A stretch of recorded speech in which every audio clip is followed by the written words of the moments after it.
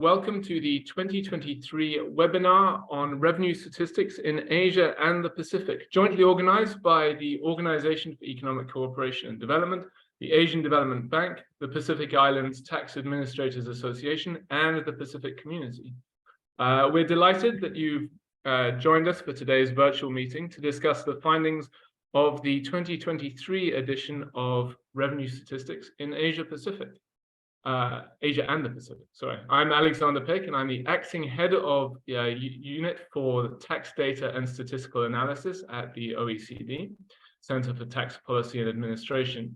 And I will be the master of ceremony for today's meeting. I'm speaking slightly slower than perhaps I ordinarily would because I see some people are just coming in the waiting room now. So while they are joining, I'm just going to give a few housekeeping rules. You probably, well, for those who haven't seen the slide that was up before the meeting started. Ideally, we would like you to have your cameras on throughout the meeting, but we would be very grateful if you could mute your microphone throughout unless you are given the floor. Please make sure that your name shows as country first, and then your first name and last name. If you need to rename yourself, then it should go to the participants menu, click on your name using the right button of your mouse and select rename. If you'd like to ask a question or make a comment during the meeting, and you are very much welcome to do so, please do so via the chat box at the bottom of the screen, or raise your hand, likewise, using the appropriate button during the time allocated to questions and answers. If time allows, we will give the floor to participants to ask their questions live. If not, we'll read your questions out loud and direct them to the relevant speaker or speakers. Throughout the meeting, before taking the floor, please remember to unmute yourself. And if you have any connection problems, probably best to turn off your camera. If you do have any technical questions during the meeting or encounter a technical problem, please let us know via the chat box or send an email to Violet or Rebecca at the addresses that are on your screen now. You will have noticed that this meeting is being recorded. This video recording will be made available on the Revenue Statistics in Asia and the Pacific webpage, which is again on your screen as we speak. Finally, just to remind you that this meeting will be conducted entirely in English with no interpretation. So as we tick up to 40 participants already, I am delighted to get this meeting underway, much better, with welcoming remarks from ADB, from Peter, from SPC, and from the OECD. The first remarks actually will be delivered by video by Mr. Hiranya Mukhopadhyay, who is the Director of Public Sector Management and Governance Sector Office at the Sectors Group at the ADB. Unfortunately, he was not able to join us, but he has sent this recording, which I invite Rebecca or Violet to show now. Thank you. Distinguished participants and guests, on behalf of Asian Development Bank, it is my great pleasure to welcome all of you to this webinar. As always, we are very pleased to work with the Organization for Economic Cooperation and Development, the Pacific Islands Tax Administrators Association, and the Pacific Community for co-organizing this event. I'd also like to thank Alex, Kalita, and everyone else at the OECD who has contributed to making this event possible. I hope all participants make this event a fruitful one with many takeaways. Now, more than ever, our DMCs need substantial and predictable revenue streams so that they can get back on a path to strong, sustainable, and inclusive growth, achieve the sustainable development goals, and address challenges like climate change. This brings me to the importance of data and statistics. Statistics are, of course, incredibly important for undertaking accounting analysis and supporting evidence-based policymaking, given their persuasive power. As always, let me remind everyone of the age-old saying, If you cannot measure it, you cannot improve it. In fact, the Addis Tax Initiative highlights the importance of evidence-based policymaking in its 2025 declaration. It says that tax policy should rely on the best available evidence from in-country or regional research to ensure that policymakers take well-informed decisions. It is in this context, the OECD's Revenue Statistics Initiative is instrumental and beneficial to our developing member countries, as it provides internationally comparable indicators on tax and non-tax revenues for their evidence policymaking. I am pleased to see that the OECD's publication Revenue Statistics in Asia and the Pacific has gradually expanded its economic coverage. However, there is still room for expanding the coverage in the Asia Pacific region. On ADB front, we have released a series of the flagship publication entitled A Comparative Analysis of Tax Administration in Asia and the Pacific. While the series builds largely on International Survey on Revenue Administration, it also counts on these revenue statistics initiatives. Against that background, ADB through the Asia Pacific Tax Hub will continue working closely with the OECD and other development partners to encourage and support our DMCs to participate in the revenue statistics initiatives. In closing, I wish to thank once again our partners for organizing this event. Also, a special thank to all participants for your active engagement. Thank you very much.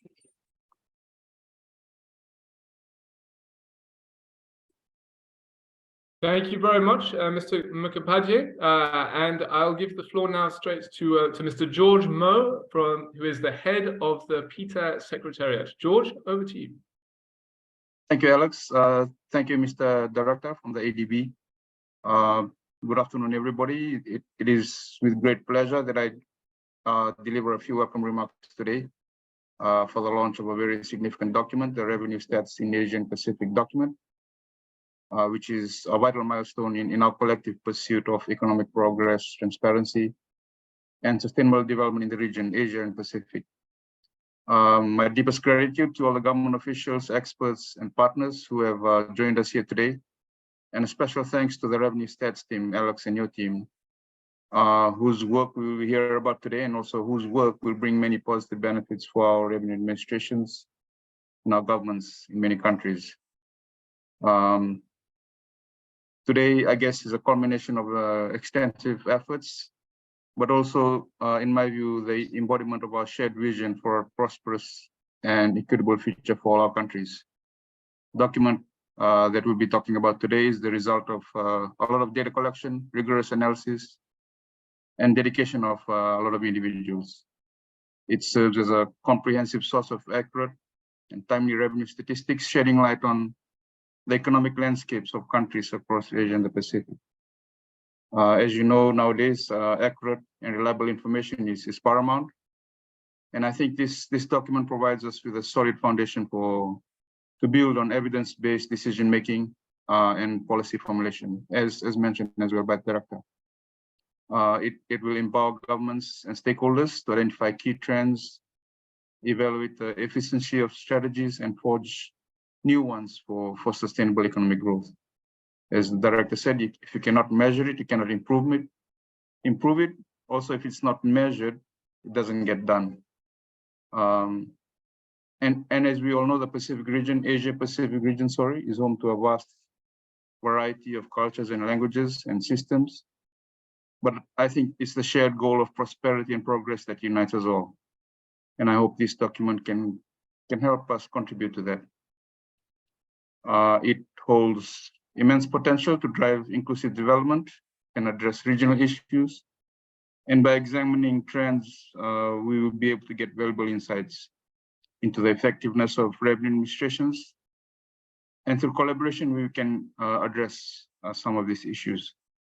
I extend my heartfelt congratulations to those involved in the design and formulation of this important document. Thank you to the countries, especially from the Pacific, for your continued participation. Cook Islands, Fiji, Nauru, Samoa, Solomon Islands, Papua New Guinea, Tokelau, and Vanuatu, as well as our friends from Asia.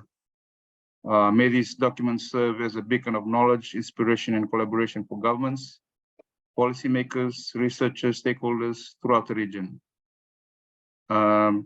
Together, let us embrace the opportunities that lie before us and work hand in hand. And I look forward to the work from OECD, the further work from OECD in this space, webinars, workshops, trainings, and so forth. Thank you very much. George, thank you very much indeed. I will now give the floor straight over to Ms. Maria Masudroka, who is the Manager of Statistics Collection at SPC.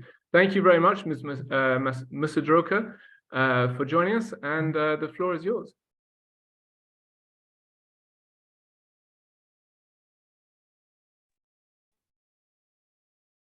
Thank you very much, Mr. Alexandra.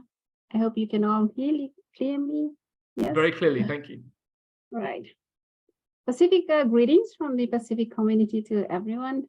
So the Pacific community is pleased to be part of the Revenue Statistics in Asia Pacific 2023 launch, and happy to have partnered with the OECD on this latest compilation of revenue statistics for Asia Pacific.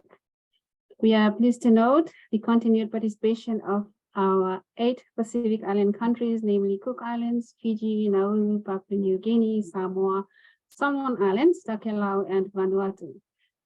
We look forward to more Pacific Island countries joining this important project, since it will not only allow the Pacific Island countries to see how they are performing compared to other economies in the Asia Pacific region, but it will also ensure the use of well-established methodology for the compilation. On the economic front, as you will hear at this launching, the government revenues, both from tax and non-tax sources for most Pacific Island countries, had not reached pre-COVID-19 levels by 2021, since most of them still had border restrictions in place. For Pacific Island countries dependent on tourism like Fiji Islands and Vanuatu, visitor arrivals were lower than 2020. Fishing license fees received from foreign vessels fishing in the EEZs remained low, domestic production, and as a consequence, exports were still low. Overall, the economic performance had not been that strong, and many people were still engaged in informal economy that operates largely without paying tax. There were still people without jobs, and the retail sector, as well as the restaurants, cafes, are hard hit in many Pacific Islands. Some still remain closed. For users looking for data, blogs, information papers, you will find historical and current analytical tables of SPC member countries. I believe I have posted this on the chat box for everyone's reference. And you will also find sustainable development goals in the Pacific dashboard, as well as the trade dashboard and the Pacific food and beverage trade dashboard. Our best wishes goes to OECD, ADB, PETA, and all attendees. Thank you so much. Thank you very much, Maria, for your remarks, and indeed to the other partners as well for your great start to this event. Before I just say a few words on behalf of the OECD, I'd like to remind people who are just joining that they are very free to turn on their cameras so we can see you, but obviously feel no compulsion to do so if you would not like to. So, as said above, I'm Alexander Pick, and I'm the acting head of tax data and statistical analysis at the OECD. And on behalf of the OECD, I'd like once again to extend warm thanks to everyone who's here today for joining us for the pre-launch of the 2023 edition of Revenue Statistics in Asia and the Pacific. Now, this is the 10th edition of the report, which I think is a milestone worth celebrating.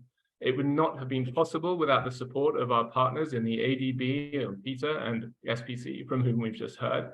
It also would not have been possible without the active participation of all of you, focal points from the economies participating in the initiative. We're currently working with more than 30 countries on 30 economies rather on revenue statistics in Asia and the Pacific, up from 4 when we began in 2014. Thank you all for all your work. I'd also like to thank the governments of Ireland, Japan, Luxembourg, the Netherlands, Norway, Spain, Sweden, Switzerland, and the United Kingdom for their long-standing financial support for revenue statistics in Asia and the Pacific. Today's webinar is an opportunity to hear about the key findings of the new report before it goes live next week on 25th of July. It's also a chance to ask the main authors any questions you might have about these findings and, very importantly, to exchange your own ideas and experiences. As previous launches and workshops for revenue statistics in Asia and the Pacific have shown, there is so much we can learn from each other. This year's report focuses on tax and non-tax revenues in 2021, the second year of the COVID-19 pandemic. Last year's report showed that the Asia-Pacific region was heavily affected by the initial shock of the pandemic in 2020. This year, we'll see to what extent tax revenues in Asian and Pacific economies were able to recover, despite the ongoing uncertainty. As we will hear, and as we just heard from Maria, the story varies across the region. The report also looks at longer-term revenue trends across the region. Once again, the picture is mixed, more so than in other regions covered by the Global Revenue Statistics Initiative. We will also hear from the ADB about the special feature of this year's report, which examines property taxation in Asia. In most economies, recurrent taxes on property are underdeveloped and underperforming in terms of the revenues they generate. This is an extremely valuable comparative study and demonstrates the importance of comparable revenue data for quantifying and addressing tax policy challenges. The report underlines once again that there is significant potential for improvement in domestic resource mobilization across the Asia-Pacific region. It is our hope that we can contribute to this objective through the provision of high-quality, harmonized revenue data, and by working with our partners to provide opportunities such as this to pool our collective knowledge. 10 years from now, I look forward to the 20th edition of Revenue Statistics in Asia and Pacific, showing that this potential has been fulfilled and that the hard work and commitment of the economies and the organizations in the region have been rewarded. And with that, I'd like to give the floor to Leonie Sedano and Xinxing Xia from the OECD's Revenue Statistics team for the first presentation, which is on the key findings from the new report. Please note that this presentation is under embargo until it's online, the report goes online on the 25th of July. Leonie, Xinxing, the floor is yours. Thank you, Alex. I'm just gonna,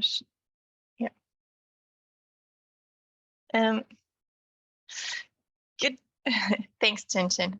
So good day, my name is Leonie Sedano, and together with my colleague Xinxing Xia, I will present an overview of the recent trends in tax and non-tax revenues in the Asia-Pacific region, taken from the forthcoming report of Revenue Statistics in Asia and the Pacific.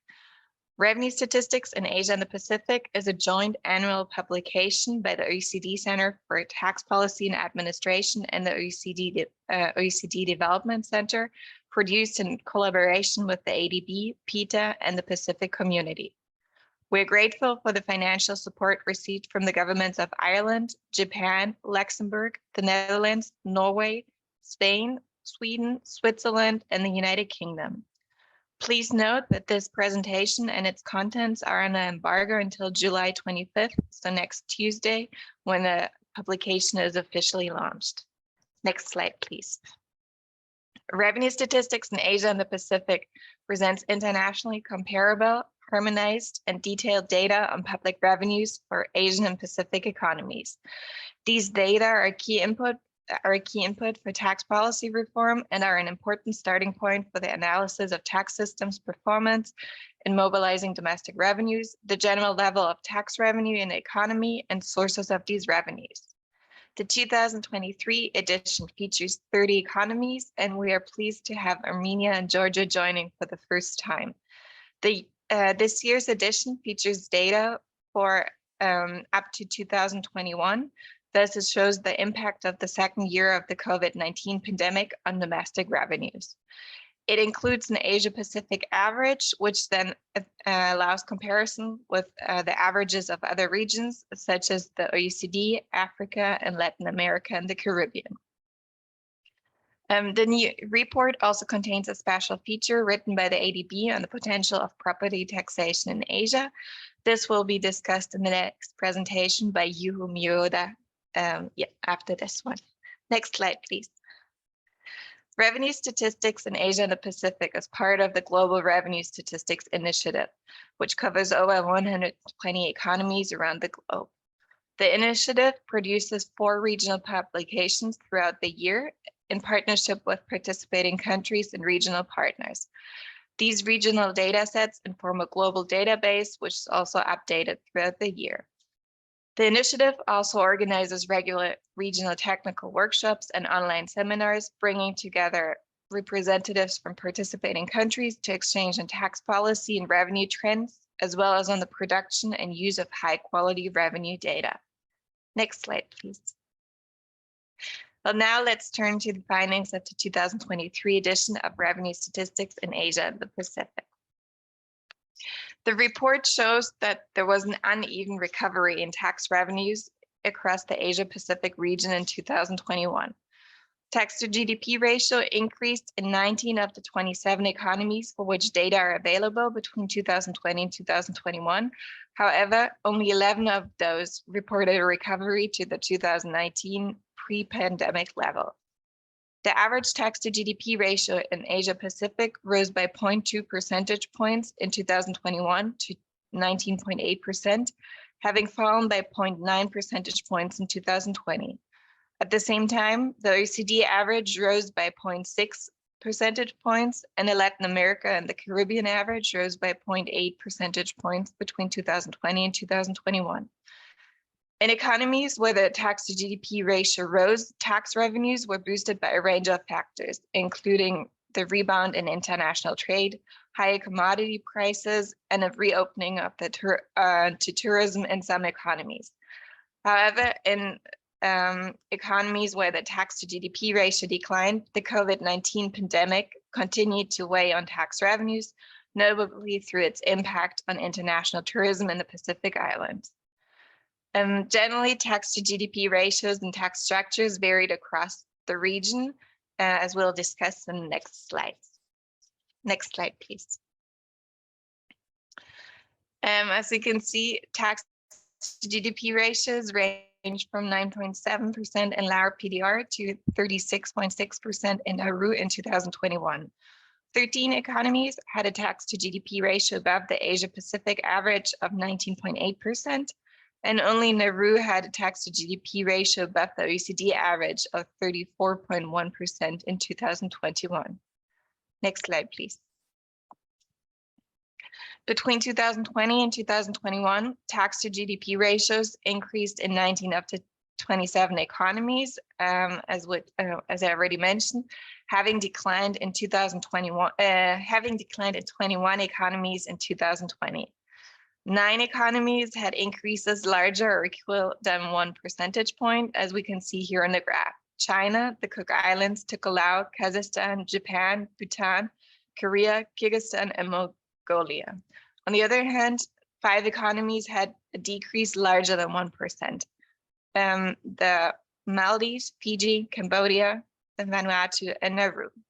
I will now hand over to my colleague Chen Xia, who will explain why these changes occur and give you more information about the tax structures in the Asia Pacific region. Chen, over to you. Thank you.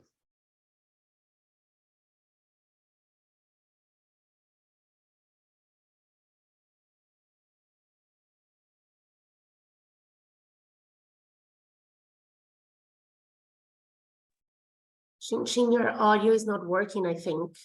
I cannot hear you.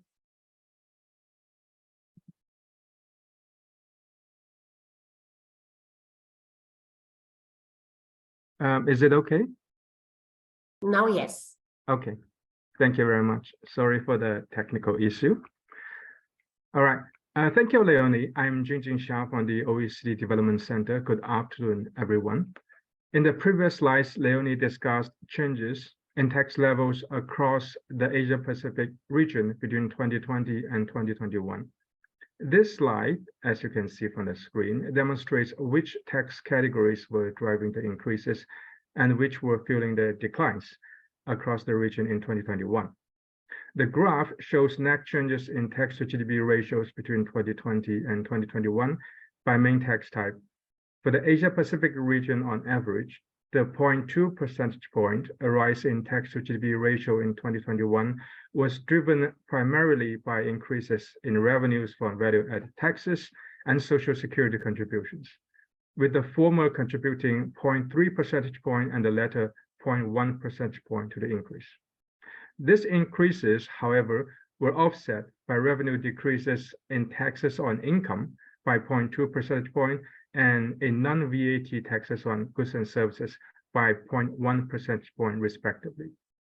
If we look at individual economies, while VAT drove increases in most cases, taxes on income were behind both major increases, especially in Mongolia, Korea, Bhutan, and Kazakhstan, and in major declines, as in Maldives and Nauru. Next, we will look at the tax structure. Despite short-term changes we just mentioned, tax structure remains stable across the region in 2021. As you can see from this graph, we can divide regional economies into 4 groups. 20 out of the 29 economies in the graph generated most of their tax revenues from taxes on goods and services, which remained the principal source of tax revenues in the region in 2021. It accounted for 51.6% of total tax revenues, similar to Africa and LAC averages, but higher than the OECD average of 32.1%. The first and second groups on the left, the biggest groups, are the economies that received most of their tax revenues from taxes on goods and services, specifically from VAT for the first group and from non-VAT taxes on goods and services for the second. The third group on the left shows the economies receiving most of their tax revenues from taxes on income, which on average accounted for 34.7% of total tax revenues in Asia Pacific in 2021, similar to the Africa and OECD averages, but above the LAC average of 24.8%. Social Security contributions accounted for a small proportion of tax revenues in Asia Pacific region, with Japan being the only country which received most of these tax revenues from these categories, at about 40% in 2020. Environmentally related tax revenues, or we call it ERTRs, can play a significant role in supporting a transition to a sustainable and low carbon economic growth in the region. On average, in 2021, ERTRs amounted to 1.5% of GDP in Asia Pacific economies, for which data were available. This was above both Africa and LAC averages, but below the OECD average of 2% of GDP. Therefore, there is scope to increase use of such taxes. In Asia and the Pacific, economies relied on different ERTR bases, as you can see in the graph. In Maldives, Kyrgyzstan, Malaysia, and New Zealand, the majority of ERTRs came from transport taxes, including registration and road use of motor vehicles or departure taxes. Armenia, Kazakhstan, and Solomon Islands mainly levied ERTRs from resource taxes. In the remaining regional economies, ERTRs were principally raised via taxes on energy, most commonly from diesel and petrol exercises. The composition of ERTRs is markedly different in Asia Pacific compared to Africa, LAC, and the OECD. In Asia Pacific, transport, energy, and resources taxes generate almost equal shares of ERTRs, whereas in other regions, energy taxes are predominant. Now, let's look at tax to GDP changes in the region from a long-term perspective. Between 2010 and 2021, tax to GDP ratios increased in 15 economies included in this publication, declined in 13, and stayed the same in 1. The largest increases were observed in Samoa, Japan, Korea, Maldives, Cambodia, and Nauru. Most economies whose tax to GDP ratios increased reported changes larger than 2 percentage points. Reforms to tax policy and administration were the main driver of tax revenue increases over the long term. On the other hand, for the economies which reported the largest decreases, and this was mainly due to falls in commodity prices and the COVID-19 pandemic. In terms of tax structure, declines in CIT revenues were the major driver of decreases in tax to GDP ratios between 2010 and 2021, contributing to decreases in 10 of the 13 economies mentioned earlier, whereas different tax types accounted for the increases. In addition to tax revenues, this publication also includes information on non-tax revenues for 19 economies for which data were available. In 2021, non-tax revenues exceeded 10% of GDP in 6 of the 19 economies. Non-tax revenues fell as a percentage of GDP in 11 economies in 2021, down from the 13 economies in 2020. Property-related income was the most important source of non-tax revenues in Asia Pacific in 2021, exceeding 30% of total non-tax revenues in 11 out of 19 economies. And for 5 of them, the share actually exceeded 50%. Grants were the second most important source of non-tax revenues and accounted for more than 30% of the total in 10 economies in 2021. This is all for the overview of the 2023 edition of Revenue Statistics in Asia and the Pacific. We would like to conclude our presentation by thanking all the participants, partners, and donors for their support for this initiative. This publication would not be possible without your valuable contributions. We invite you to access our many free online resources via the links on this screen. This will be updated with the new data discussed today on 25th July, the release day of the 2023 edition. Thank you very much, and back to you, Alex. Thank you very much, Xinjing and Leonie, for that excellent presentation. Without any further ado, I'd like to move on to the second presentation, which will be made by Yuhu Mioda from the ADB, and this will examine the special feature of this year's edition on strengthening property taxation in Asia. Yuho, the floor is yours. Thank you very much indeed for joining us. Thank you, Alex. Let me pull up my slide first.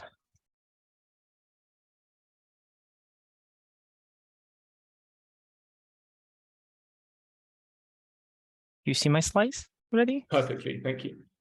Okay. Hello, everyone, and thank you for attending this webinar. I'm Yuho Mioda from ADB. Today, I'll quickly walk through the special chapter on recurring property tax in developing Asia. The chapter is based on one of the background reports that were prepared by our consultants as input for our flagship report, Asian Development Outlook 2022. The theme of the report was domestic resource mobilization in Asia and the Pacific.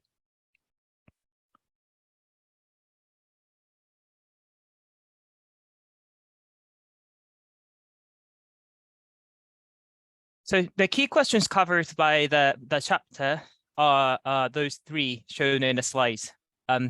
Whether there is additional space for revenues from property tax, especially in low and middle income economies in the region, and if there is, what is the current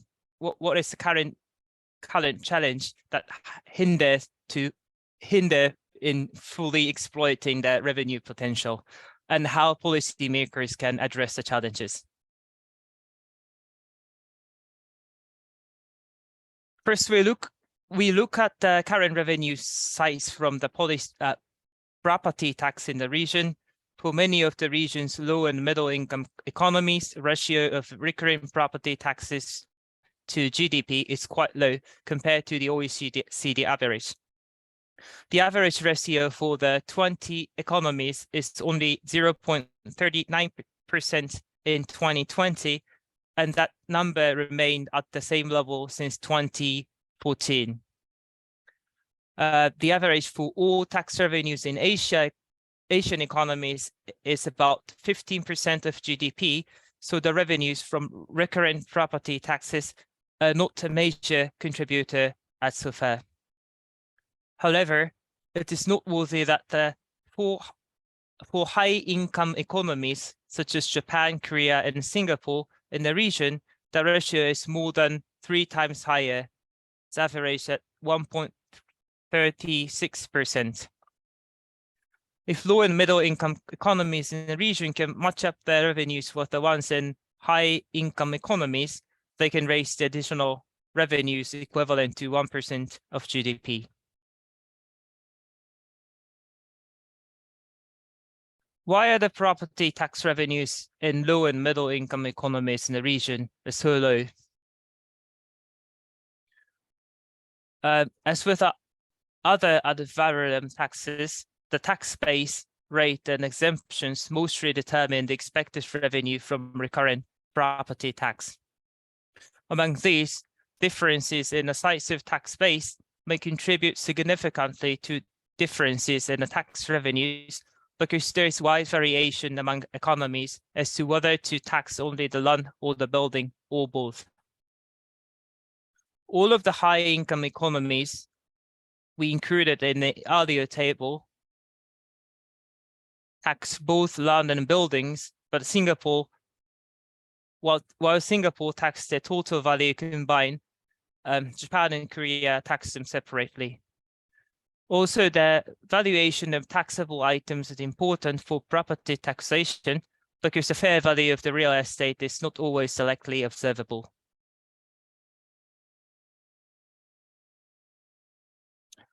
Even though fair valuation is important in property taxation, it is often too costly to assess taxable property individually, especially for low and middle income countries.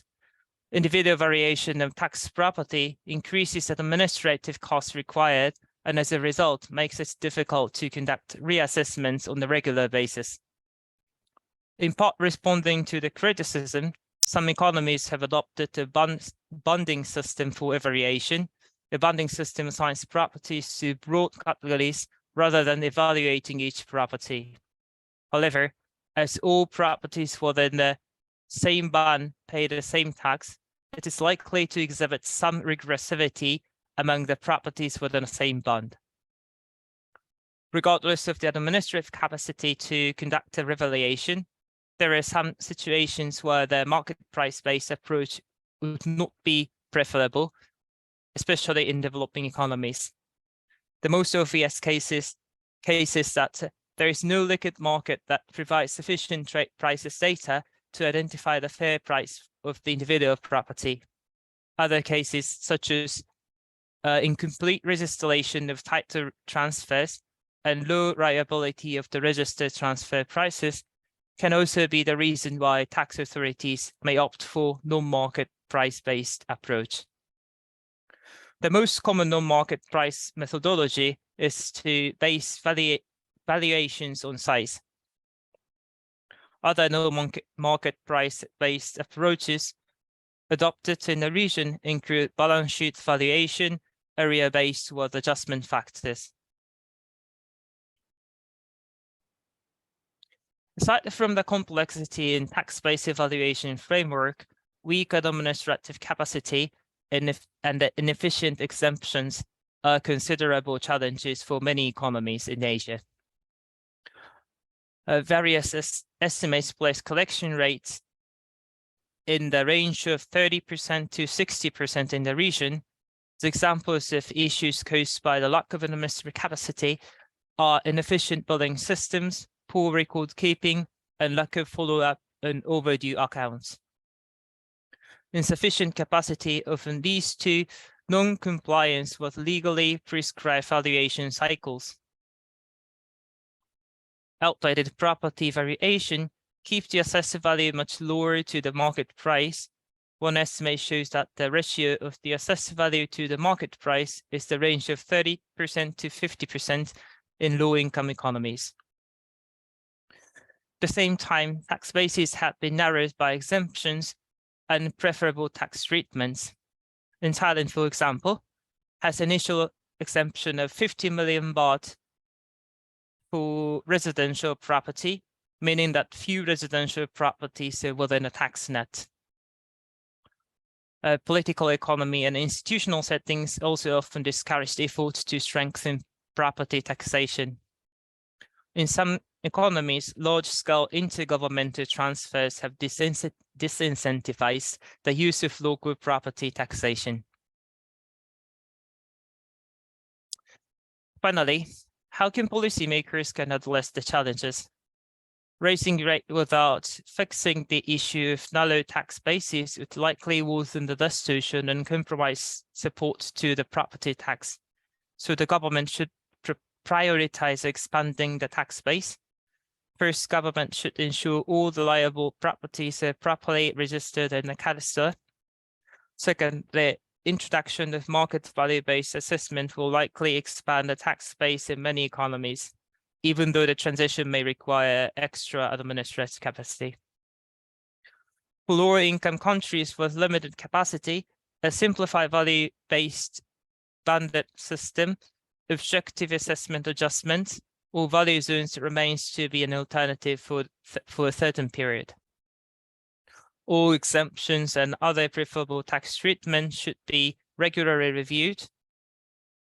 International norms suggest that the revenue from property tax should at least keep pace with inflation and raising expenditure by local government. Revenue buoyancy, despite periodic revaluation, indicates the existence of disproportional tax exemptions and preferential assessments. One way to ensure periodic review of the arrangements is to require revoting for any extensions. A simpler taxation would be beneficial to both government and taxpayers. A complex taxation system increasing enforcement costs, and when capacity is limited, collection rates decline. Governments can promote tax payments by being transparent with taxpayers as to how the associated revenues are used, and then by penalizing the delinquents. That's all for my presentation. Thank you for listening. Yuho, thank you very much indeed for that excellent presentation, and indeed for an excellent special feature, which we look forward to including in the new report. I would now like to invite Daisuke Miura, Public Management Specialist of Taxation at the ADB, to provide his insights concerning the main findings of this year's edition of Revenue Statistics in Asia and the Pacific, and how these relate to the ADB's own work to support domestic resource mobilization in Asia Pacific. Now, everyone, while Daisuke is speaking, you are all very welcome to use the raise your hand button if you would like to take the floor during the plenary discussion, which will follow. You're also welcome to submit questions via the chat box at the bottom of the screen, if you would like. Daisuke, in the meantime, over to you. The floor is yours. Thank you. Thank you, Alex, for your kind introduction. Can you hear me clearly? Okay. Hi, everyone. My name is Daisuke Miura. I'm from the Asian Development Bank. Now, taking this opportunity, let me share a couple of comments, and I will start with my response to the findings presented by the OECD colleagues. So to begin with, I'd like to express our gratitude to all participating economies, OECD colleagues, and our partners for the contribution to this publication. I am so glad to see that the 2023 edition includes 2 new economies, which is Georgia and Armenia.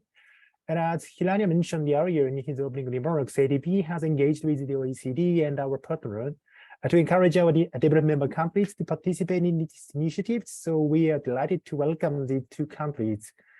And the coverage of economies in this report now reached at 30. And second, I also learned that the average tax to GDP ratio in this region rose by 0.2 percentage point in 2021, which led to 19.8%, which is almost 20% and above the 15% benchmark, bearing in mind that the coverage is only 30 economies and that the recovery in this region is weaker than in other regions. And I agree with the OECD observation that uneven recovery in this region was blocked by several factors emerging from the geographic diversity, such as higher commodity prices and progress of the reopening to international tourism. The third, I took note that there is possibility for improvement in the fiscal space across this region. As emphasized in ADB's thematic report, which my colleague Yuho mentioned earlier, revenue mobilization remains essential to augment fiscal space, while more efficient public spending can free up additional fiscal resources and promote inclusive development. And as part of the comprehensive menu of possible policy and administration reforms for consideration, that report suggested the better use of environment tax installments for contributing to SDGs, while enhancement of property taxes can boost their currently low revenue yield and make the taxes more progressive, as presented by Yuhu. And this brings me to the second point. As you all know, the domestic resource mobilization, or DRM, has emerged as a major strategic priority in the aftermath of the COVID-19. It is now more important than ever for our development countries to address that sustainability and to achieve the SDGs. And in response to these, the Asia Pacific Tax Hub, which was launched in 2021, is promoting strategic policy dialogue, knowledge sharing, and development coordination among ADB and the stakeholders. And in this context, ADB assists our development countries in this area. I mean, the domestic tax policy and administration forum, as well as international tax cooperation through technical assistance and a broader fiscal management policy-based loans. And this brings me to the third and last point. As part of the promoting knowledge sharing under the Tax Hub, our team has developed a series of the reports, which is called a comparative analysis of tax administration in Asia and Pacific, as highlighted in Hilania's opening remarks, which is launched in 2014, and now with support of ADB Domestic Resource Mobilization Trust Fund. This report provides a snapshot of revenue body setup, revenue collections, and the populational performance, using example to highlight key trends and good practice in tax administrations. And the sixth edition of the report, which is released in December last year, covered 40 economies, and the next edition, which will be available later this year, will cover 41 economies, which is a bit wider than the one in the revenue statistics initiative. And this series largely rely on the International Survey on Revenue Administration, which is known as ISO survey. And within this report, within our report, ADB generally follows the OECD system of tax classification and definition of taxes, and a detailed description of which can be found in the revenue statistics report. And also, the findings of revenue statistics in Asia Pacific added values to our report, in particular, with regard to comparative analysis in revenue collections performance. So for instance, our series report just look at the tax collections from the main revenue bodies, as it excludes revenue from custom-related taxes in the case of combined the tax and the customs administrations. On the other hand, the revenue statistics takes a whole of economy perspective, which results to including subnational taxes for most economies, customs revenue, and the social security contribution that is not collected by the main tax bodies in a few very large economies. And here is one example that I can share with you. And already this month, ADB organized the ISO workshop with the OECD Korea at the time. One question was raised from the floor regarding the classification of tax revenue. The participants who raised that question was coming from the economy who already participated in the revenue statistics, so that we are able to handle that question, referring the classification of the tax revenues as defined in OECD revenue statistics. So in closing, then I wish once again thank the OECD and our regional partners for being fantastic partner to this endeavor. Let me stop here and back to Alec. Thank you very much. Daisuke, thank you very much indeed for your thoughts on the new report, and indeed on how the whole sort of landscape of the work on DRM across the Asia Pacific region fits together. It's extremely valuable. I would now like to open the floor for any questions or comments from participants. I don't think we have anything in the chat box as yet, but I'm going to keep my eyes open for anyone who would like to raise your hands, or indeed to submit a question via the chat box. This can be on anything you've heard from any of the speakers today, or indeed if you just have a question in general about DRM in the region. While people are pondering what they might ask, I would like actually to start with a question that was submitted ahead of the meeting by Mr. Arsen Sarakian from Armenia. He asked whether any country has undertaken an artificial intelligence approach to mobilizing revenue collection. If any of the participants or speakers have thoughts to share on this very timely question, we'd be grateful if you could raise your hand or add your thoughts to the chat box. But in the meantime, I'd actually like to invite Daisuke to share his thoughts on this timely question, given or based on ADB, the report that he just mentioned, the comparative analysis. So Daisuke, do you have any thoughts on the use of artificial intelligence? Thank you, Alex. As mentioned earlier, ADB released the comparative analysis report, and that publications rules in the ISO survey. And the recent editions of that our series report include one section which refers to digitalization initiatives and the way to further modernize tax administration. And under that section, we presented the development of utilizing artificial intelligence and machine learning. So increasing numbers of revenue bodies are bringing further innovation to their mainstream operations by deploying the new digitalization initiatives, building on area computerization efforts to modernize the routine tax return and the payment process. And then to gauge the level of progress with the use of these technologies, ISO survey seeks an indication from revenue bodies as to whether any of a range of specified technologies are being deployed in their day-to-day operations or in the course of being implemented. And in that context, and regarding the artificial intelligence, according to the upcoming edition of our report, 10 revenue bodies reported having an operational artificial intelligence or machine learning-based application in 2021, while our further 9 revenue bodies indicated that the applications were in the development phase. And the progress in the operational application of this technology has been steadily since 2019, although it is time-consuming, given the lengthy testing and the training required. Maybe while the artificial intelligence is utilized on the various occasions, but one example is to use that technology and as the chat virtual assistants like chatbot. So in terms of the virtual assistants, our report mentioned that 15 revenue bodies reported having an operational virtual assistants or chatbot application in 2021. While our further 4 reported that applications were being developed.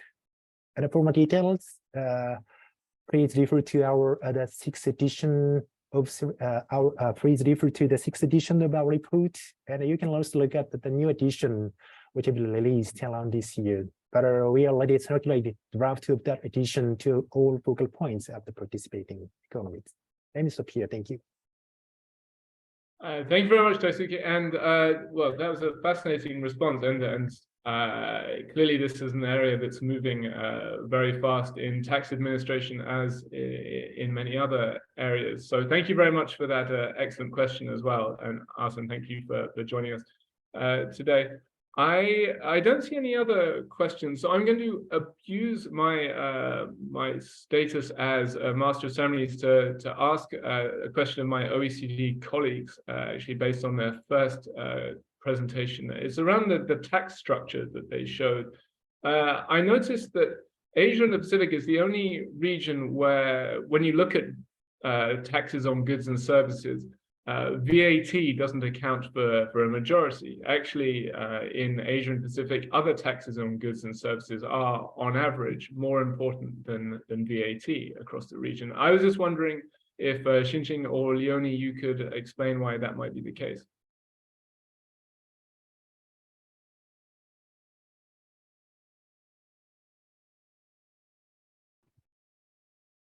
Thanks, Alex, for the question. I'll jump in, and Xinqing, feel free to make any additions. So in Asia and the Pacific, we have actually a lot of economies that do not levy VAT at all. And on top of that, in a lot of Pacific Island economies, customs and excise taxes play a more important role when they don't levy VAT. So that just kind of drives up the average and lowers the VAT contribution in the tax structure. Thanks. Okay, thank you very much. George, sorry, do you want to come in on that or to ask a question on something else? I just wanted to supplement that in terms of the VAT or GST in the region. Yeah, what Leonie mentioned is true.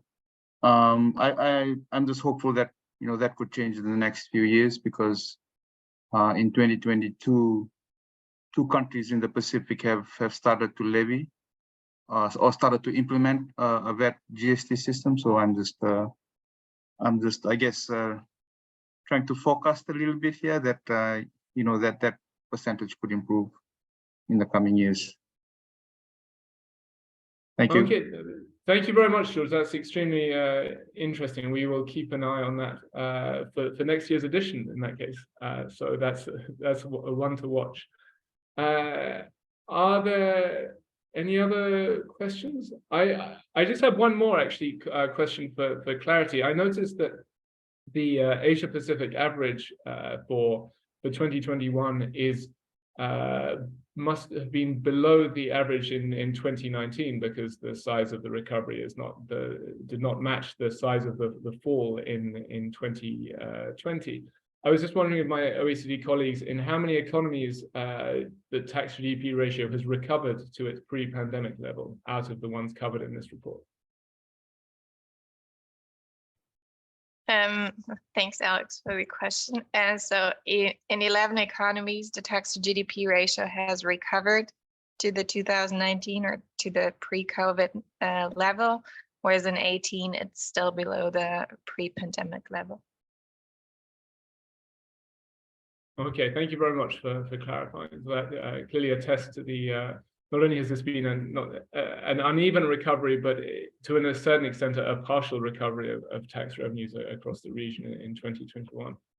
And I apologize for asking 2 questions there, but in the meantime, I don't see any questions from any other participants. So please feel free to raise your hand now. Otherwise, I shall assume that everything was very clear about the presentations, and that anything that's not clear, of course, you can find and clarify when the report goes live a week from now. So I'd like to I suppose bring the meeting to a close in that case.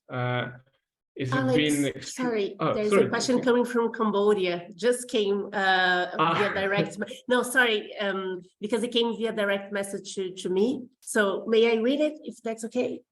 Oh, please, absolutely. I'm not sure who could answer, but I'll just read. It's from Cambodia. Greeting from Cambodia. I have one question towards non-tax revenue part. Generally, we know that non-tax revenue is not specifically defined as tax revenue. Would you mind elaborate more on non-tax in the context for least developing countries on how to fill the gap? I'll paste the question in the chat box for everyone so you can see. So I guess the person from Cambodia would like to know about non-tax revenue in least developed countries and how it can help to fill the gap of non-tax revenues. Dane from Cambodia, if you want to ask your question live and jump in, if I didn't read it well, please feel free to do so. Leonie, Xinxing, how would you define non-tax revenues? I suppose it's an important question to begin with. And then I suppose for the latter question, that might be something that is more of a question for to examine in the report. But Leonie, if you could explain a little bit how we define non-tax revenues. Sure. So we define non-tax revenue, but in a negative approach. So basically, the OECD defines taxes as compulsory unrequited payments to the general government, and anything that does not fulfill that definition, but increases the net worth of revenues of a government is defined as non-tax revenues. So non-tax revenues include grants, property income, sales of goods and services, fines and penalties, and as well as all other revenue, well, any other category that doesn't fit in there. Yep. Thank you very much. I see a question from I see Rowena from the Philippines has her hand up. I'm not sure if that is in connection to this question or if you have a separate question, Rowena. Yeah, it's a separate question. Thank you. Okay. Well, may I just check if on the question on non-tax revenues. Can you maybe, sorry to jump in, Alex, but Chin, would you be able to put the slide on non-tax revenue from your presentation again on the screen? Because then we can just show what is the level of non-tax revenues in the least developed countries that are covered by the report. Sure, no problem.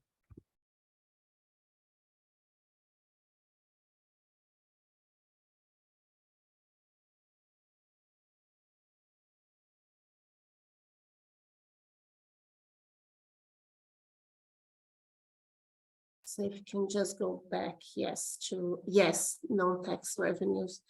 So I guess in the least developed countries covered by the report, that because already, sorry, jumping in on helping to answer the question, but we do not have information on non-tax revenues for all the countries, all the 30 countries covered in the report.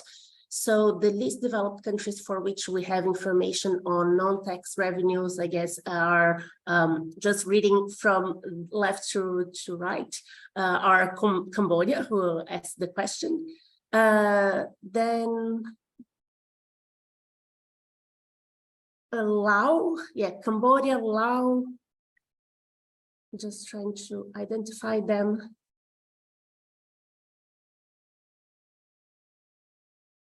Cambodia, Laos, Bhutan, Leonie has just mentioned. Leonie, do you want to jump in? You may recognize them more easily, but I guess it's Cambodia, Bhutan, and Laos PDR. And you can see the structure of their tax revenues in this slide. Leonie or Chin, do you want to comment on their non-tax revenues, how much they represent in percentage of GDP and their structure as well?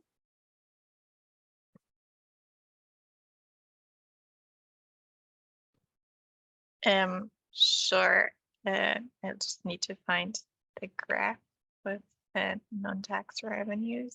Of course, you can't find it now. Generally, it's always a mix, especially in these developed countries.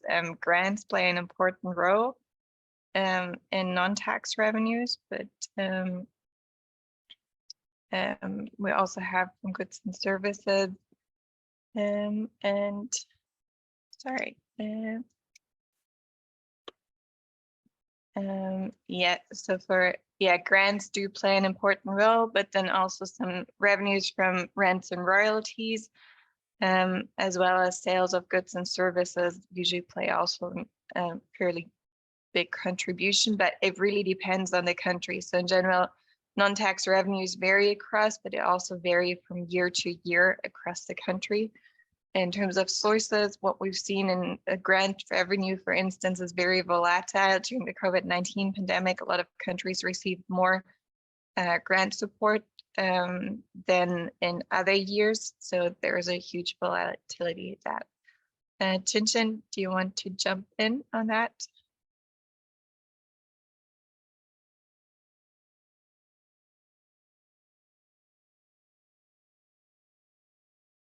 Sure. Thanks, Leonie. So I just want to jump in to talk about the non-tax revenue levels as a percentage of GDP. Apparently, for the least developed countries, the non-tax revenue as a percentage of GDP is not like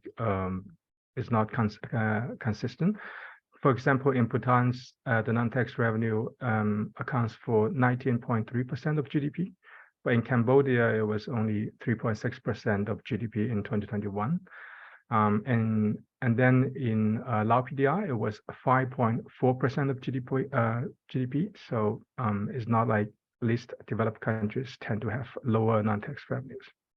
Thank you.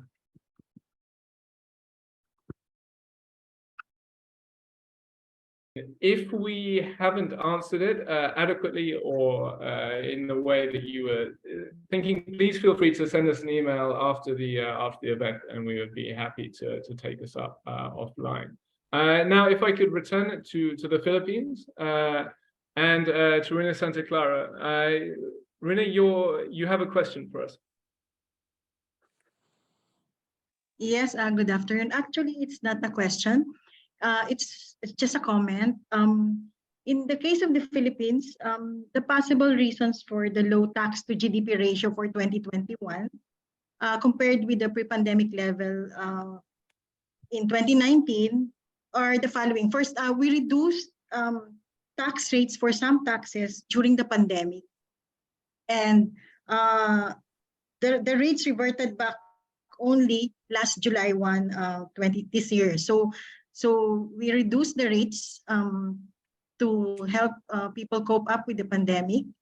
And second, we implemented economic recovery measures, such as the CREATE, if you're familiar with it. So we reduced corporate income tax rate in 2021 for small firms from 30% to 20%, and for large firms from 30 to 25%.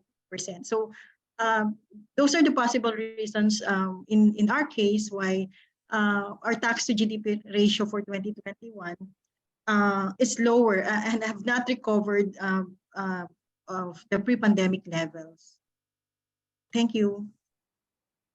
Thank you very much. That's extremely interesting, because what we've seen elsewhere is perhaps some the countries that recovered quicker from the pandemic were, in some cases, those who were very quick to eliminate the pandemic support measures. In some cases, arguably a bit too quick, given that the way that the COVID-19 pandemic sort of continued. So it's very interesting to hear from the Philippines that the approach was to extend these perhaps for longer than elsewhere.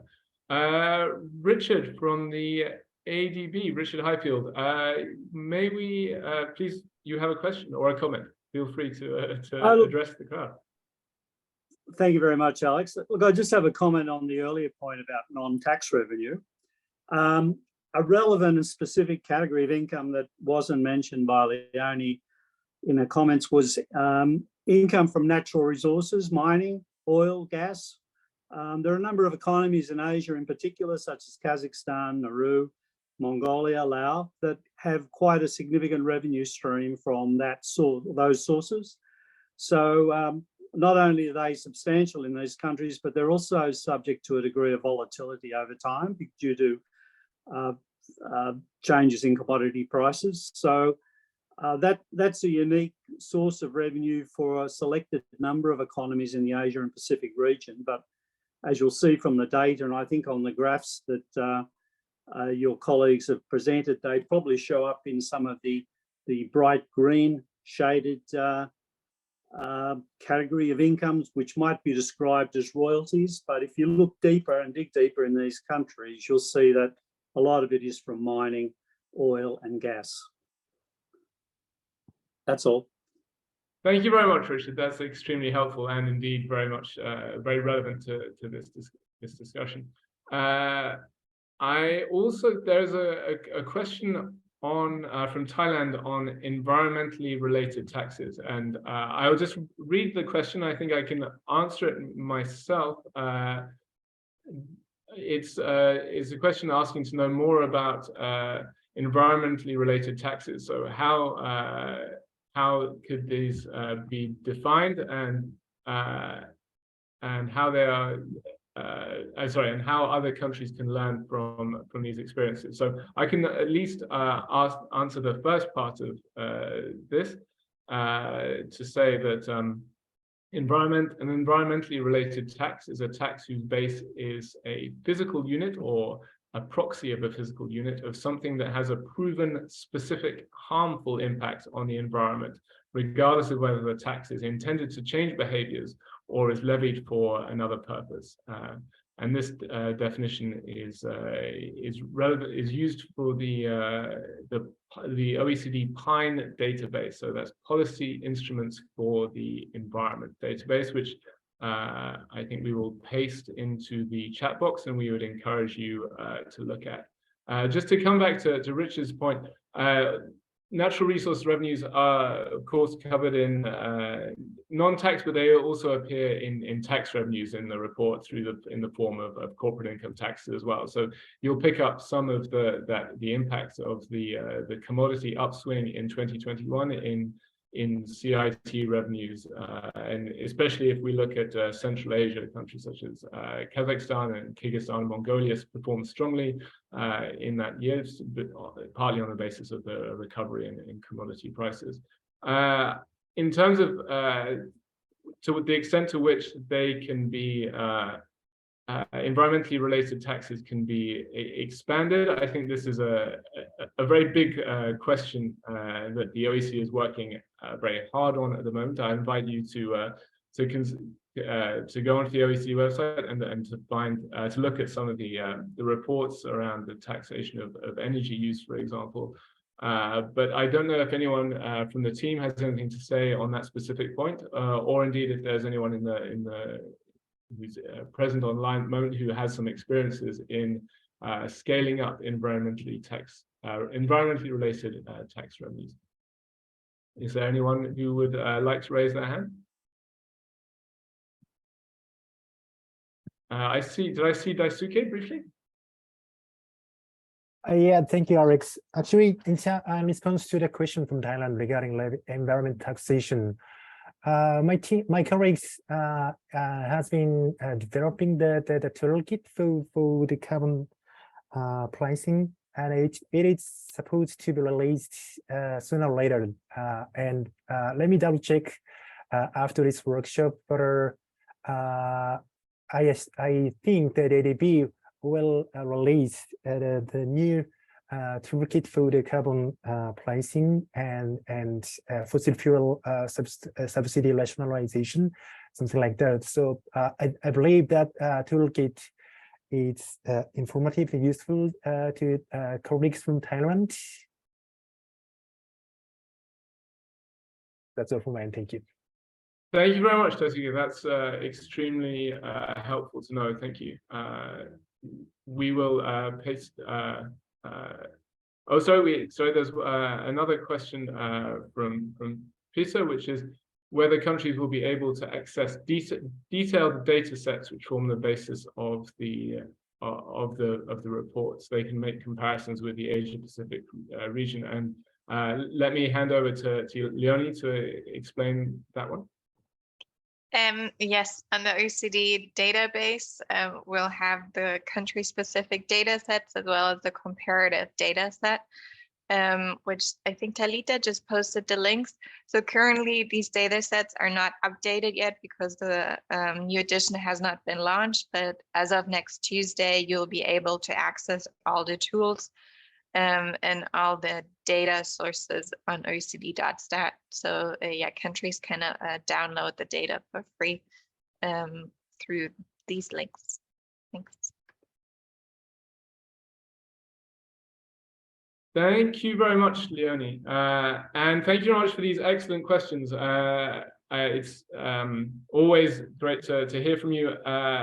And I'm sorry if the nature of this meeting meant that you weren't able to get a full response to your question. Please don't hesitate to contact us afterwards, and we'll be sure to provide as much information as you like on the different points that were raised. I don't see any more questions, either no more hands raised or indeed questions in the chat. So I am going to slightly reluctantly close this meeting. Which has been extremely valuable for us. Thank you very much. It's been a great pleasure to see you all, for example, for start.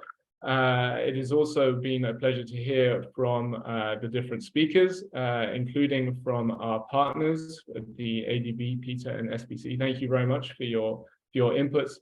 It has been, I suppose, a meeting that has made clear that as we've said a few times now, that it's a slightly mixed picture across the Asia Pacific region in 2021. But as George said, exists a shared vision for enhanced domestic resource mobilization across the many economies that make up the region.